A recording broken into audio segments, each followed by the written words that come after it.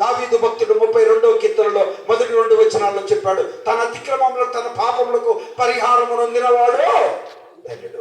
యెహోవా చేత నిర్దోషి ఎంచబడిన వాడు ధన్యుడు. ఆత్మలో కపటం లేనివాడు ధన్యుడు. ఎవరు ధన్యుడు అండి ఈ లోకంలో? దేవుని దృష్టికి నువ్వు ధన్యుడిగా పిలువబడాలి, దేవుని దృష్టికి నువ్వు ధన్యుడిగా చెప్పబడాలి. అది ప్రభువు కోరుకుంటున్నాడు. 84వ కీర్తనలో ఇలా చెప్పాడు, 4వ వచనంలో, నీ మందిరమందు నివసించువారు ధన్యులు అన్నాడు. అబ్బా, ఎంత మంచి మాట అండి. మందిరములో నివసించువారు ధన్యులు. చాలా మంది అక్కలు పాపం అక్కలు ఆదివారం మందిరానికి వస్తే మళ్ళీ ఆదివారమే వస్తారు. ఏమన్నా ఉద్యోగాలు ఉంటాయా? ఉండవు. వారికి ఏం పని ఉండదు. Busy work, no work. అంటే బిజీగా ఉంటారు, ఏం చేయరు అన్నట్టు. అనుకూలత ఉండి, ఆరోగ్యం ఉండి, అందుబాటులో ఉండి, మందిరానికి సమీపంగా ఉండి రారు. నీ మందిరమందు నివసించువారు ధన్యులు అని చెప్పాడు. ఎందుకు చెప్పాడంటే, కొరాహు కుమారుల కీర్తనది. అగ్నికి ఆహుతులైపోవాల్సిన వారు. తండ్రి దుర్మార్గుడు, తండ్రి పాపి, భూమి నోరు తెరిచి వారిని మింగివేసింది. దేవుని పక్షాన, దేవుని సేవకుని పక్షాన నిలిచిన వారు కొరాహు కుమారులు. వారు రచించిన కీర్తన ఇది.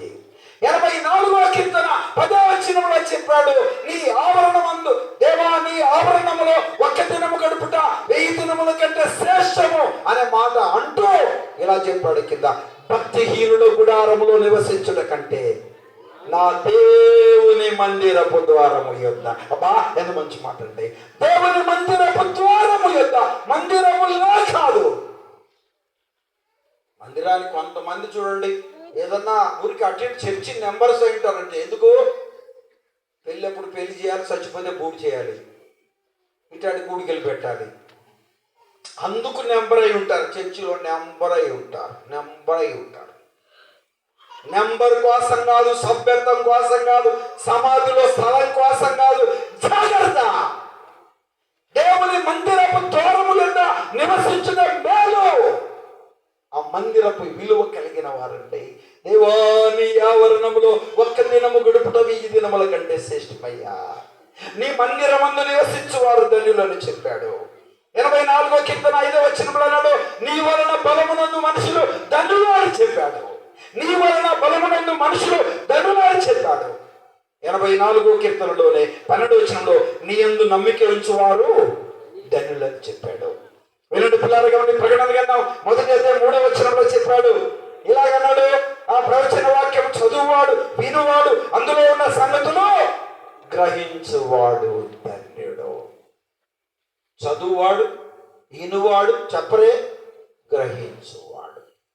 అంటే చదువు రాని వాళ్ళు ఏం చేయాలి? చెవులు ఉన్నాయా లేవా? వినపడుద్దా లేదా? చెప్పరే. చదువు రాని వాళ్ళు, నాకు చదువు రాదయ్యా, నాకు చదువా పాడా. చెవులు ఉన్నాయా అక్క నీకు? చదువు రాని వారికి చెవులు ఉన్నాయన్నా? వినండి. ఏందన్నది మళ్ళీ చెప్పు. ఏమన్నది అంటే అట్లాంటివి చెప్తుంటారు. ఏ తమాషగా ఉందా? తిక్కగా ఉందా? అంత లావు మాట్లాడతావా? ఎంత లావు మాట మరి? ఎన్ని కేజీలు ఉందో ఆ మాట? ఎంత పొడవు ఉందో, ఎంత ఎత్తుందో, ఎంత లావు ఉందో, ఎంత బరువు ఉందో ఆలోచన చేయాలి. వినువాడు, చదువువాడు, గైకొనువాడు. ఎవరు చెప్పండి? గైకొనువాడు ధన్యుడు. ధన్యుడు. ఎంత బాగుందండి మాట. గైకొనువాడు ధన్యుడు. దేవుని మాటల వైపు మనసు పెట్టాలి. 33వ కీర్తన 12వ వచనంలో చెప్పాడు, యెహోవా తనకు జనులు గల ధన్యులు. లేదు, యెహోవా దేవుడు గల జనులు ధన్యులు. ఏమ్మా, యేసు ప్రభు దేవుడు కాదని పాలెంలో ఎవరైనా చెప్పగలరా? ఈ క్రైస్తవ కమ్యూనిటీలో